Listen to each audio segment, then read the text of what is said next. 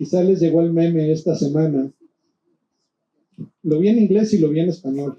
Así que sé que está haciendo ahí. Está llegando a todas las diferentes plataformas. Pues está una persona hablando y dice,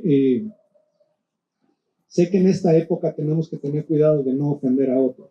O sea, ya el decir feliz Navidad, algunas personas lo toman como ofensivo porque no creen o porque no celebran o porque creen que es una manera de imponer la religión, el poner un nacimiento, ese tipo de cosas, pues no se recibe bien. Entonces, muchas personas eligen decir felices fiestas en vez de decir feliz Navidad o feliz celebración invernal, que por cierto hoy es ¿qué es el solsticio de invierno?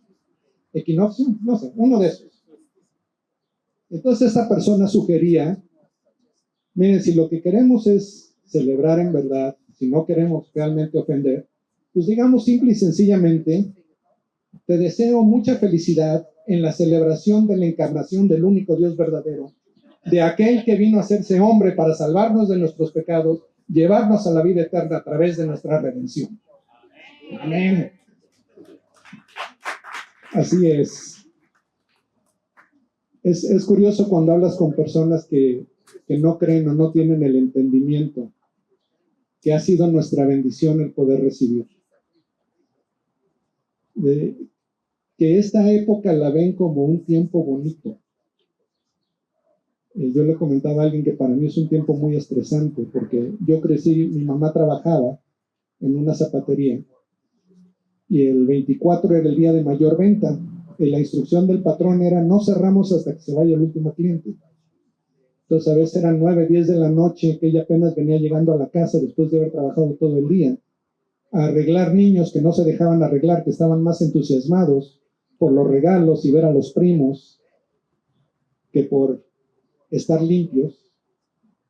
Y siempre había mucha tensión para la Navidad. Pero igual la pasábamos bien y a mí me encantaba el domingo, el 25 en la mañana, a ver qué me tocaba, que me habían traído. Que por cierto, aquí hay un tip, no estoy diciendo que lo sigan, pero chavos, mientras más crean en Santa Claus, más regalos van a recibir. Entonces, hagan cuentas ahí. Pero a mí me gusta aprovechar este tiempo para reflexionar y quizá eso ahorita, tú dime cómo voy. Y quizá profundizar un poco más. Les decía yo hace un par de semanas que este debería ser un tiempo que nosotros dijéramos, wow. Porque lo que hizo Dios por nosotros realmente es mucho más de lo que al mejor escritor de fantasía, de ficción se le hubiera podido ocurrir. Es mucho más de lo que cualquiera de nosotros, con el mayor amor que podamos generar en nuestra naturaleza caída, haríamos por alguien más. Es la muestra más grande de amor, de compromiso, de entrega, de deseo que alguien puede tener hacia otra persona. Es mucho más que una imagen muy bonita de un niño recostado en un pesebre, que en las pastorelas siempre está limpio, no huele a vaca, por las condiciones en las que él estuvo, los ángeles cantando, los reyes magos visitando y todo eso. Es mucho más que todo eso. Es mucho más que la paz en la tierra a los hombres en quienes él se complace, como les contaba John hace una semana. Que por cierto vi un video de Tim Keller que te copió. Hablaba de lo mismo. En las escrituras tenemos 4 evangelios. Y estos 4 evangelios, ¿alguno de ustedes sabe cuántos de ellos narran la historia de la Natividad? Son 4 evangelios, ¿cuántos de ellos narran la historia de la Natividad? 1, 2. ¿Quién da más? 2. ¿Seminarista? 2, 3. Son 3. Conocemos muy bien la narrativa de Mateo y conocemos la de Lucas. ¿Por qué? Porque son los que nos dan más detalles y son los que nos dan estas imágenes bonitas que tenemos en las tarjetas de Navidad y en las pastorelas. Pero Juan también habla de la encarnación. Él dice lo siguiente: En el principio ya existía el verbo, y el verbo estaba con Dios, y el verbo era Dios. Y más adelante dice, el verbo se hizo carne y habitó entre nosotros, y vimos su gloria, gloria como del unigénito del Padre, lleno de gracia y de verdad. Hace rato les mencionaba yo lo que dice Filipenses 2, que Jesús no consideró el ser lo mismo que Dios, no ser igual a Dios, como algo a lo que aferrarse, sino que se humilló y tomó la forma de siervo para entregarse por nosotros. Cuando Juan escribe, él escribe principalmente a una audiencia con la mentalidad griega. Esa región había sido parte del imperio griego durante siglos. Después llegaron los romanos, pero los romanos eran más prácticos. Marcos le escribe a los romanos. Pero Juan quiere apelar al pensamiento griego, que era muy filosófico. Y dentro del pensamiento griego, cuando se habla de lo que nosotros tenemos en muchas de nuestras Biblias como verbos, el término en griego es logos, que se puede traducir como verbo, es correcto. En algunas traducciones se traduce como la palabra, pero tiene un sentido mucho más profundo. ¿Alguno de ustedes ha estudiado logoterapia? ¿Qué significa logoterapia? ¿Cuál es el punto principal de la logoterapia? El sentido, el propósito. Y aquí cuando Juan escribe que en el principio era el logos, y el logos estaba con Dios, y el logos era Dios, y el logos se hizo carne y habitó entre nosotros, no es nada más un título que le está dando Jesús, nos está presentando a Jesús como el propósito, la razón de ser de todos nosotros, el que le da sentido a nuestra vida.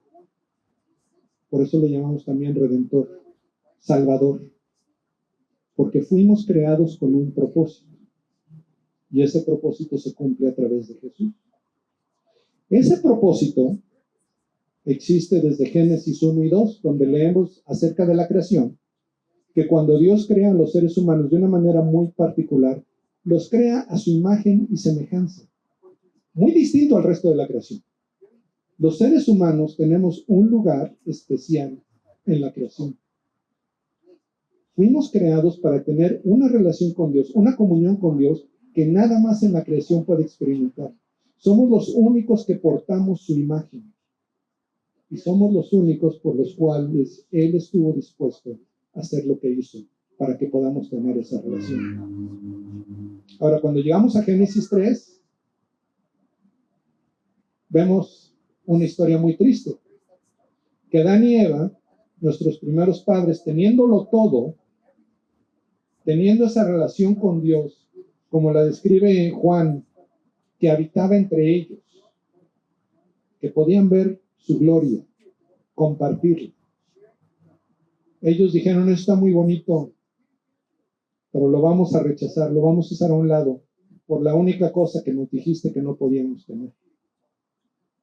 Y ese acto de tomar del fruto del árbol del conocimiento del bien y el mal, no es solamente una desobediencia, es un rechazo al Dios creador, al Dios que quería tener una relación como padre con Adán y Eva y con sus descendientes. Y el pecado es el rechazo a Dios. No es solamente un portarse mal o no cumplir con algo que dice una lista de lo que debemos hacer y lo que no debemos hacer. Es un rechazo a la persona de Dios, que busca esa relación íntima personal con cada uno de nosotros. Pero en esa misma escena, en Génesis 3, donde se da la caída, y Dios le habla primero a la serpiente, después al hombre, después a la mujer, después al hombre de las consecuencias de ese rechazo a Dios, cómo esto va a afectar a toda la creación. Pero él mismo, unos minutos después de que se da esto, ya está dando la solución. Y en Génesis 3, versículos 14 y 15, hablando a la serpiente, nos dice, y el Señor Dios dijo a la serpiente, por cuanto has hecho esto, maldita serás más que todos los animales, y más que todas las bestias del campo. Sobre tu vientre andarás, y polvo comerás todos los días de tu vida. Pondré enemistad entre tú y la mujer, y entre tu simiente y su simiente. Él te herirá en la cabeza, y tú lo herirás en el talón. Y aquí en el versículo 15, Dios dice dos cosas muy significativas. Primeramente, Él habla de una enemistad entre los descendientes de la serpiente y los descendientes de Eva. Hace rato le pedíamos a Dios que nos diera solecito y hasta una mariposita nos mandó. Por cierto, esta primera fila, la gente va a pensar que fueron a la playa porque van a acabar con un bronceado bien chido. Desde ese momento, Dios nos habla de que va a haber dos bandos realmente. Está hablando aquí de los descendientes en plural de Eva y los descendientes en plural de la serpiente. Y cuando habla de los descendientes de la serpiente, no está hablando de las viboritas, sino después vemos en toda la narrativa de la Escritura que hay un pueblo de Dios y hay personas que no solo no son parte del pueblo de Dios, sino que se oponen al pueblo de Dios y a la obra de Dios. Estos son los descendientes de la serpiente. Y siempre va a haber enemistad entre esos dos pueblos, el pueblo de Dios, el pueblo de la serpiente. Lo vemos en Caín y Abel. Lo vemos con los pueblos que estaban en la tierra prometida cuando llega el pueblo de Israel. Lo vemos con los líderes religiosos que se oponen a Jesús en el Nuevo Testamento. Pero la segunda parte muy importante es que Dios habla ahí de un descendiente. Primero habla de descendientes, los descendientes de la mujer, los descendientes de la serpiente. Pero después habla de uno en particular, el término es en singular. Y dice, y un descendiente te herirá en la cabeza y tú lo herirás en el talón. Y esta serpiente, que es Satanás, en Apocalipsis se le llama la serpiente antigua, su cabeza será aplastada, será destrozado, él y toda su obra, por un descendiente de la mujer. Aunque la serpiente le herirá el talón, habrá un precio de sangre. Y creo que ya se van dando cuenta de lo que está hablando Dios en este momento. Desde Génesis 3, minutos después de que el primer hombre y la primera mujer rechazan a Dios, pecan, su naturaleza se vuelve corrupta, incapaz de hacer el bien. Dios da la solución. Les dice, no se preocupen, yo me voy a encargar de esto, yo voy a restaurar esto. Y conforme sigue la historia, toda la narrativa de la Escritura, mi maestro de narrativa bíblica me decía, si no entiendes Génesis 3, no vas a entender el resto de lo que dice la Biblia. Porque en Génesis 3 tenemos la promesa de salvación y redención que se desarrolla a través del resto de la Escritura. Lo vemos en el pacto que hace Dios con Abraham, donde le promete muchas cosas muy bonitas, muy deseables, pero también le dice en Génesis 22, versículo 18, en tu simiente serán bendecidas todas las naciones de la tierra. Y está hablando ahí de un descendiente de Abraham, descendiente de Eva, a través del cual todas las familias de la tierra recibirán bendición. Y esta bendición se refiere a la oferta de salvación y redención que Dios nos ofrece a través de su Hijo. Hace otras promesas en Génesis 49, en la bendición de Israel, de Jacob.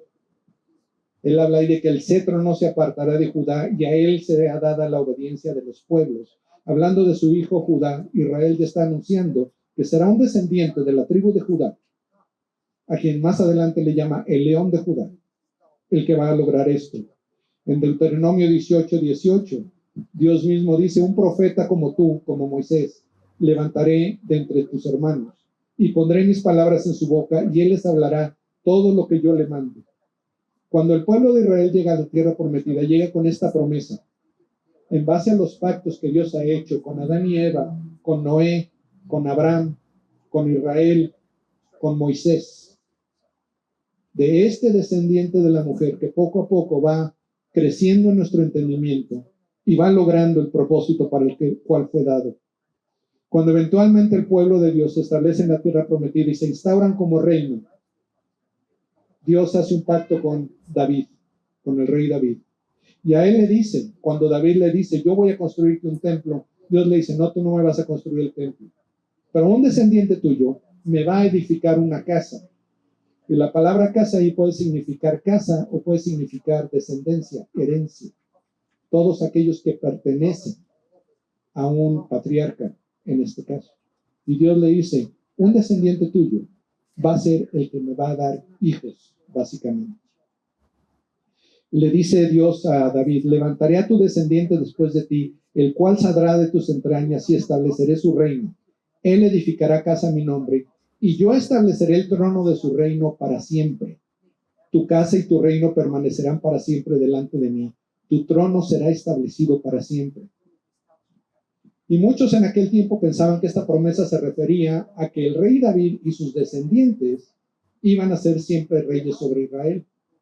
Y esta promesa se medio cumple, porque efectivamente una vez que se divide el reino de Israel agarra monte grueso.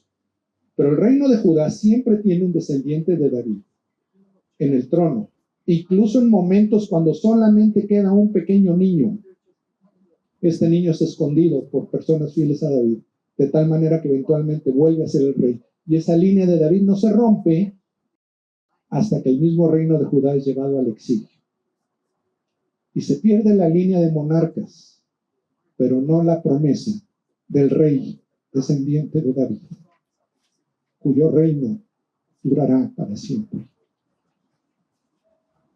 En los Salmos, en el Salmo 2, David escribe, hablando de un hijo, y dice en el Salmo 2, versículos 12, en el versículo 12 dice, honren al hijo. Y más adelante habla de cuán aventurados son todos los que en él se refugian. Isaías habla mucho de este siervo que va a cumplir todo lo que el Señor, todo lo que Dios le ha encomendado. Por eso leíamos, tenemos la promesa de Isaías 7:14. Por tanto, el Señor mismo les dará esta señal. Miren, una virgen concebirá y dará a luz un hijo y le pondrá por nombre Emmanuel, que veíamos en el Evangelio de Mateo, que Emmanuel significa Dios con nosotros, una presencia de Dios que solo Adán y Eva habían podido experimentar y que se pierde con la caída, con el pecado original. Pero que este personaje, este redentor, descendiente de Eva, prometido a Abraham, reino bajo David, de la casa de David, de la tribu de Judá, iba a cumplir. En Isaías 11 habla ahí de un retoño que brotará del tronco de Isaí. Isaí es el papá de David. Entonces seguimos esa línea de David, pero ahora incluso refiriéndonos al papá de David, a Isaí.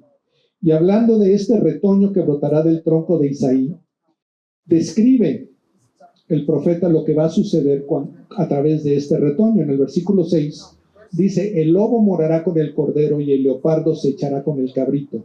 El becerro, el leoncillo y el animal doméstico andarán juntos, y un niño los conducirá.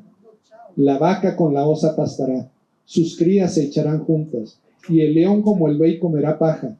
El niño de pecho jugará junto a la cueva de la cobra, y el niño destetado extenderá su mano sobre la guardia de la víbora. No dañarán ni destruirán en todo mi santo monte, porque la tierra estará llena del conocimiento del Señor, como las aguas cubren el mar. Y Dios a través de Isaías nos da esta imagen de un mundo donde la paz ha sido restaurada, donde ya no hay esa distinción de los que están a favor, los que están en contra, los que se quieren hacer daño. Y lo pone en forma de estos animales que conviven, que de otra manera no lo hacen, y ni siquiera por maldad, por instinto. Y nos habla ahí de un bebé que va a estar cerca de la cobra, de la serpiente, y no será dañado. Y dice que la razón será que la tierra estará llena del conocimiento del Señor, como las aguas cubren el mar. Y el siguiente versículo dice, acontecerá en aquel día que las naciones acudirán a la raíz de Isaí, a este descendiente del que venimos hablando todo este tiempo, que estará puesta como señal para los pueblos y será gloriosa su morada. En Miqueas, al final del Antiguo Testamento, vemos una promesa más, una profecía que se cumple en Jesús.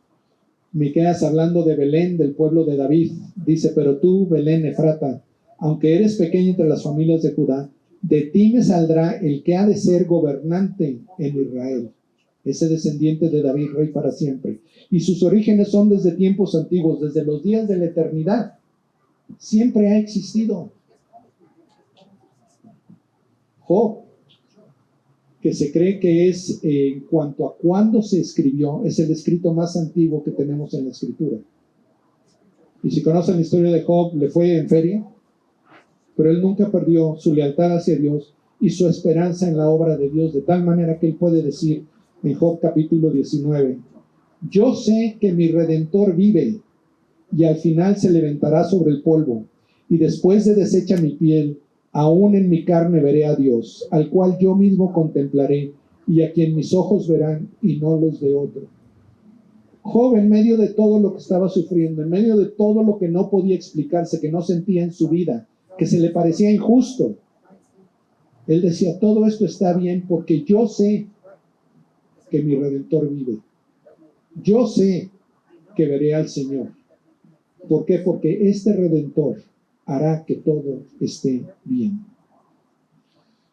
Llegamos a los pasajes que leíamos en la narrativa de la Natividad en Lucas y en Mateo. Cuando el ángel le anuncia a María el nacimiento de Jesús, le dice, concebirás en tu seno y darás a luz un hijo y le pondrás por nombre Jesús. Bueno, vamos a ver más adelante por qué Jesús. ¿Por qué no José como su papá o como alguno de sus abuelos? Dice Jesús, este será grande y será llamado Hijo del Altísimo. ¿Por qué? Porque es hijo de Dios. Y el Señor Dios le dará el trono de su padre David y reinará sobre la casa de Jacob, sobre Israel, para siempre, y su reino no tendrá fin.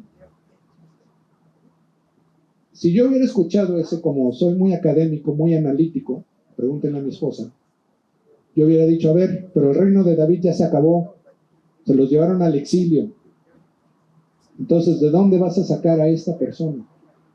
Pues es este Hijo del Altísimo, del tronco de Isaí, descendiente de David, descendiente de la mujer, descendiente del pacto de Abraham, el Redentor que le va a aplastar la cabeza a la serpiente, y su reino no tendrá fin.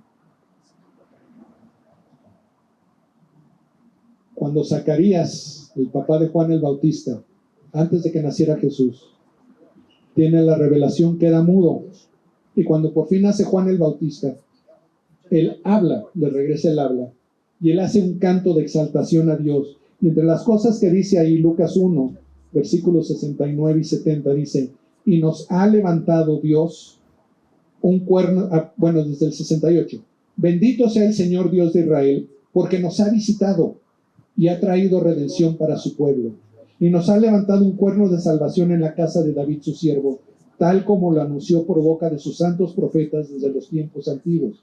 Y Zacarías, por el Espíritu Santo, nos da esta profecía de que llegó el momento. Dios nos ha visitado. Jesús todavía no ha nacido, le faltan 3 meses o 6. No soy muy bueno para eso, pero Jesús todavía no nace y Zacarías ya está profetizando que este niño es de Dios y que traerá redención a su pueblo, que es un cuerno de salvación. En esa cultura el cuerno significa poder, que se va a lograr la salvación. Y dice, y esto es lo que se viene anunciando desde los tiempos antiguos por los profetas. Hacia el final de su canto de alabanza, Zacarías dice que él viene para dar a su pueblo el conocimiento de la salvación por el perdón de sus pecados, a resolver el embrollo en el que nos metieron Adán y Eva, y que nosotros le entramos con gusto. Cuando José se entera de lo que está pasando, su primera reacción es decir, no le entro. Pero siendo buen hombre, o un hombre justo, nos describe la Escritura, dice, pero lo voy a hacer todo en silencio para no causarle problemas a María. Pero el ángel le dice, todo está bien, porque esto que está sucediendo es obra de Dios. Dios ha estado activo todo este tiempo, en ningún momento se ha detenido de estar obrando su plan de redención para los seres humanos. Le dice el ángel a José, José, hijo de David. Ya se estableció que María es descendiente de David, José también es descendiente de David, el niño es descendiente de David. No temas recibir a María tu mujer, porque el niño que se ha engendrado en ella es del Espíritu Santo. Y dará a luz un hijo y le pondrás por nombre Jesús, porque él salvará a su pueblo de sus pecados. ¿Alguno de ustedes sabe cómo se dice el nombre Jesús en hebreo? Por ahí lo escuché. Yeshua. ¿Quién se llama Yeshua en el Antiguo Testamento? ¿Quién? Josué. ¿Y cuál fue el papel de Josué? Llevar al pueblo de Dios a la tierra prometida, a cumplir las promesas de Dios, al darles el descanso y la identidad que habían perdido. Y a Jesús es nuestro segundo Josué. Pero Él nos va a llevar a una tierra prometida en la eternidad. Y Él va a restaurar todo lo que habíamos perdido.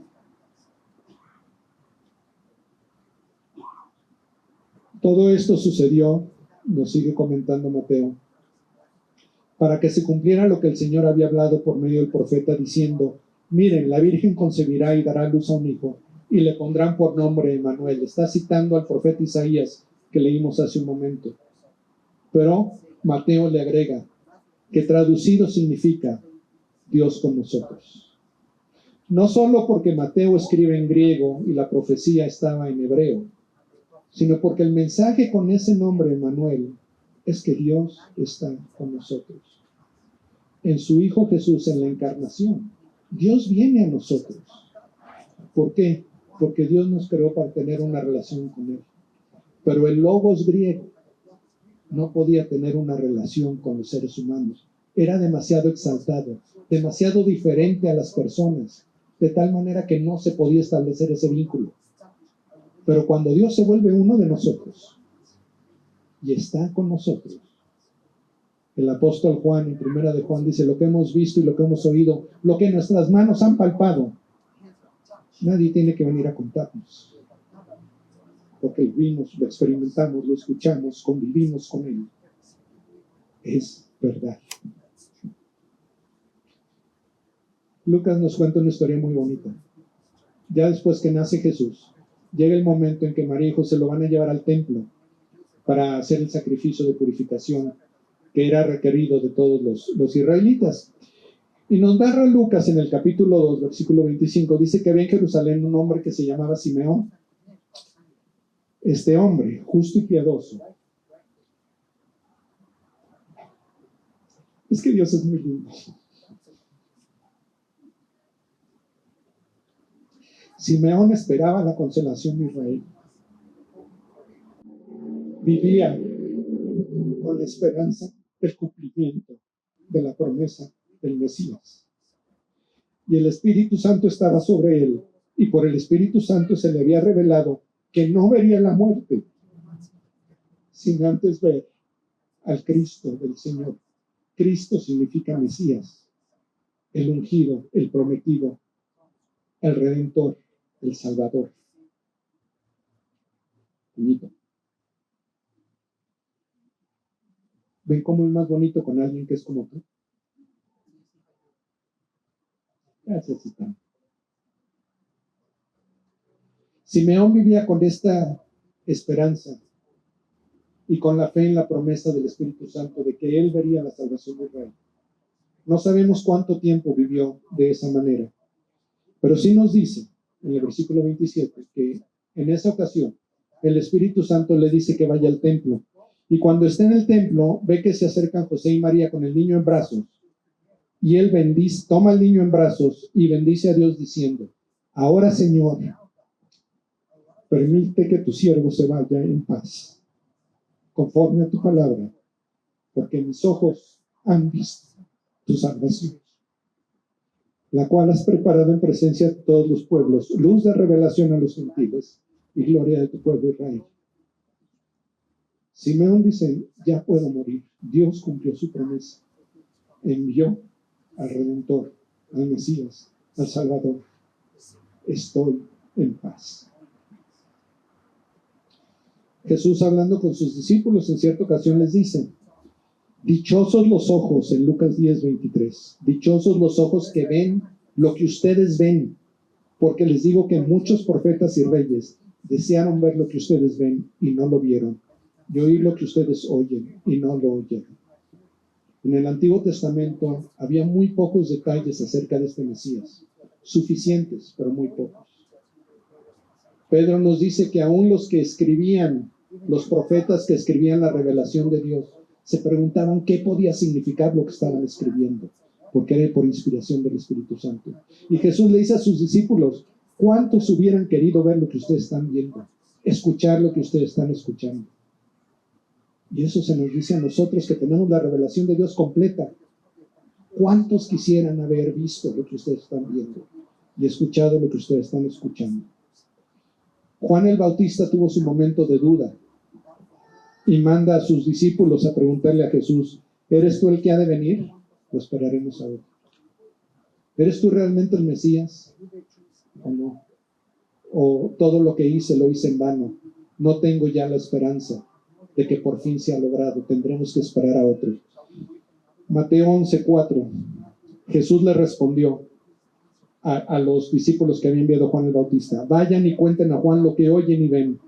Los ciegos reciben la vista y los cojos andan. Los leprosos quedan limpios, los sordos oyen, los muertos son resucitados y a los pobres se les anuncia el evangelio. Bienaventurado es el que no se escandaliza de mí. La vida de Jesús es un testimonio, y cuando Él hace todos estos milagros, está comunicando redención, restauración, salvación en el perdón de los pecados. Y Jesús le responde a Juan sin regañarlo, sino diciendo: tú sabes, tu fe te es suficiente. Todo lo que Dios había prometido está sucediendo. Cuando dice bienaventurado es el que no se escandaliza de mí, no es un regaño. Está diciendo: todos aquellos que entienden, que tienen los ojos para ver, serán bendecidos. Jesús una vez le pregunta a sus discípulos: ¿quién dicen los hombres, quién dicen las personas que es el Hijo del Hombre? Refiriéndose a sí mismo. Jesús tiene dos títulos: Hijo de Dios, Hijo del Hombre. Hijo de, en aquel entonces significaba lo más parecido a, lo más semejante, la misma esencia.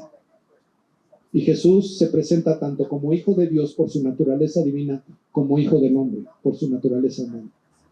Y Él se pone este título, Hijo del Hombre, que también está profetizado por Daniel, de la venida del Hijo del Hombre. Por eso le pregunta a sus discípulos: ¿quién dicen los hombres que es el Hijo del Hombre?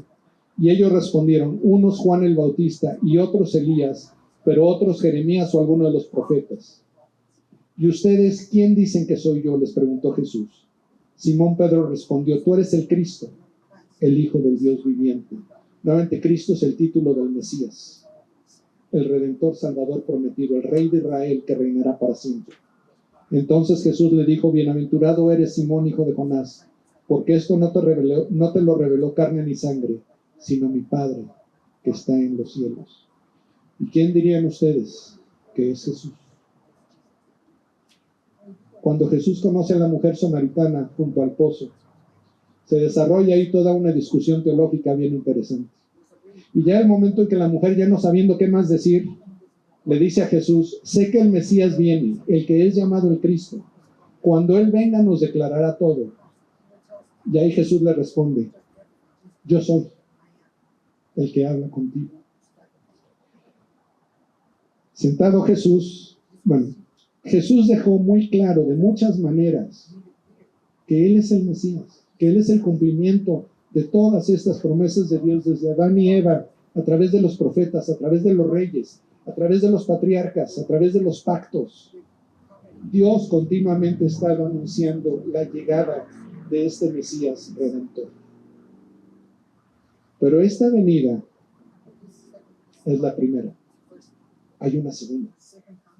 Y Jesús nos habló de esto. Estando Jesús sentado en el monte de los olivos, Mateo 25, se acercaron a Él los discípulos en privado y le preguntaron, porque Él había estado hablando acerca de los últimos tiempos. Y le preguntan: dinos, ¿cuándo sucederá esto y cuál será la señal de tu venida y de la consumación de este siglo? Jesús dice: entonces aparecerá en el cielo la señal del Hijo del Hombre, y todas las tribus de la tierra harán duelo y verán al Hijo del Hombre que viene sobre las nubes del cielo con poder y gran gloria. Y Él enviará a sus ángeles con una gran trompeta, y reunirán a sus escogidos de los cuatro vientos, desde un extremo del cielo hasta el otro. Esta imagen catastrófica, espectacular, Jesús les está diciendo: todo esto que les he platicado va a suceder. Y cuando eso suceda, verán al Hijo del Hombre con sus ángeles regresando. No les había caído muy bien el 20, porque cuando Jesús asciende al cielo, según nos lo narra en Hechos 1, Él les da algunas instrucciones a los discípulos y dice que después empieza a elevarse. Y los discípulos lo ven como se van elevando hasta que se pierde entre las nubes. Y en ese momento ellos se dan cuenta que había 2 hombres con vestiduras blancas junto a ellos. En Hechos 1:11 dice, estos hombres en vestiduras blancas les dijeron: varones galileos, ¿por qué están mirando al cielo? Este mismo Jesús que ha sido tomado de ustedes al cielo, vendrá de la misma manera, tal como lo han visto ir al cielo. Jesús vino una vez. Y diría Pippin, sí, tuvimos la primera venida, pero ¿qué tal la segunda venida? El que sabe, sabe. Jesús no termina encarnándose. Jesús no termina haciendo milagros. Jesús no termina en su enseñanza, en su ejemplo. Jesús no termina muriendo en la cruz injustamente. Jesús no termina en la resurrección. Jesús no termina en la ascensión. Jesús terminará cuando todas las cosas se cumplan conforme al plan de Dios en su segunda venida. La escritura, la revelación de Dios que tenemos termina con el libro de Apocalipsis, el único que habla o que está dedicado a hablar de tiempos futuros. Hay mucho en otras partes de la escritura, pero Apocalipsis nos habla de lo que está por venir, cuando todas las cosas, cuando el plan de redención de Dios se cumpla totalmente. Y en Apocalipsis 22 Jesús habla con Juan, que está recibiendo esta revelación. En el versículo 12 le dice: por tanto yo vengo pronto, y mi recompensa está conmigo para recompensar a cada uno según sea su obra. Yo soy el alfa y el omega, el primero y el último, el principio y el fin. Y finalmente Juan que recibe esta revelación dice: el que testifica de estas cosas, Jesús dice: sí, vengo pronto. Y termina Juan su revelación diciendo: amén, ven, Señor Jesús. Los descendientes de Adán y Eva vivieron por siglos con esa promesa de aquel descendiente que le iba a aplastar la cabeza a la serpiente. Abraham vivió con la promesa del pacto de aquel que iba a reunir, que iba a ser una bendición a todas las familias y que iba a reunir a todos como un solo pueblo de Dios. Moisés, que nos da el tabernáculo, nos da el templo, nos habla de aquel que va a vivir entre nosotros. Los profetas nos hablan de todo esto que se va a cumplir. Se da la natividad, los ángeles anuncian que se está cumpliendo. Simeón, la samaritana junto al pozo, entienden que el Mesías ha llegado. Y tenemos la promesa de que así como Él se fue, regresará. Tuvimos la primera venida de Jesús, la estamos celebrando. Esa encarnación, ese cumplimiento de las promesas de Dios. Pero ahí no acaba la historia. La consumación de todas las cosas se dará cuando se cumpla también la promesa de que Jesús regresará. Y junto con Juan, con el apóstol Juan, podemos decir: sí, ven, Señor Jesús. Pidámosle como iglesia, como hijos suyos, que así sea. Padre Dios, gracias, porque tú no nos abandones. Aun cuando nuestros padres, Adán y Eva, te rechazamos, tú permaneces fiel. Tú cumples tus propósitos.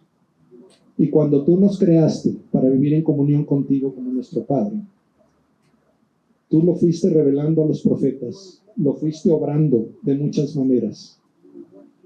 Hasta que llegó el momento que celebramos en esta época, la encarnación, donde tú te hiciste uno de nosotros, donde tú diste a tu Hijo en la segunda persona de la Trinidad.